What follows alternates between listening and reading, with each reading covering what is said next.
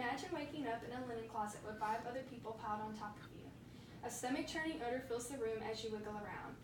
Is that your next meal or the vast pile of feces in the corner? It's getting harder to distinguish between the two with every day that passes. As time progresses, you find yourself wishing that someone would just take this misery away.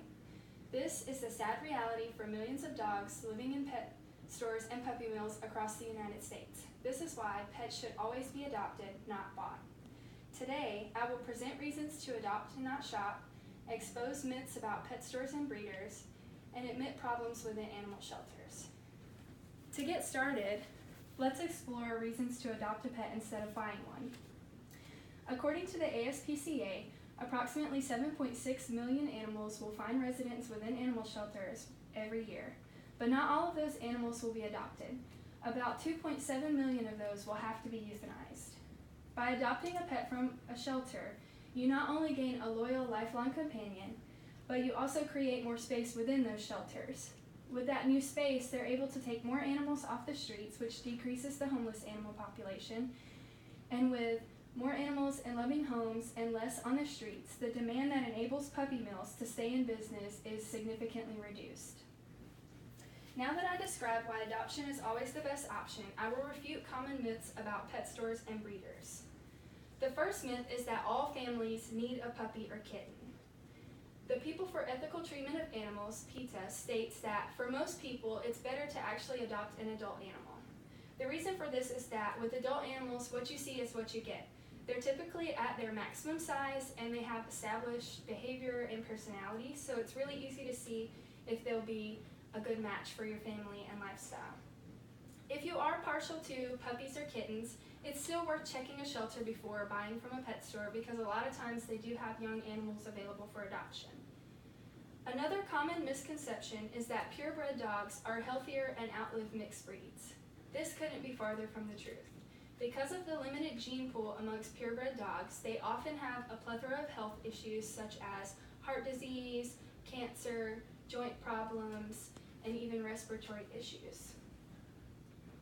Perhaps the most detrimental fallacy of all is the idea that by buying from a breeder or a pet store, you're actually rescuing the animal from a cruel life.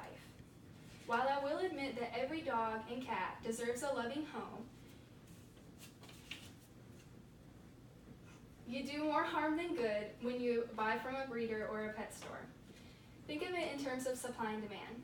When you empty up that cage at the pet store, there will always be a breeder there to supply that demand that you just created. So as long as people continue to buy from pet stores, there will always be a demand for puppy mills. And as long as you continue to buy from breeders or pet stores, then you continue to allow animal cruelty to happen. Although it seems obvious why pets should never be bought, problems within shelters must be considered. There are 2 types of animal shelters: open admissions and no-kill shelters. Open admission shelters accept any and all animals regardless of their health, age, temperament, and how much space they have available. They do this on the understanding that those who are adoptable will be adopted, but those who are sick, injured, or otherwise deemed unadoptable will have to be euthanized.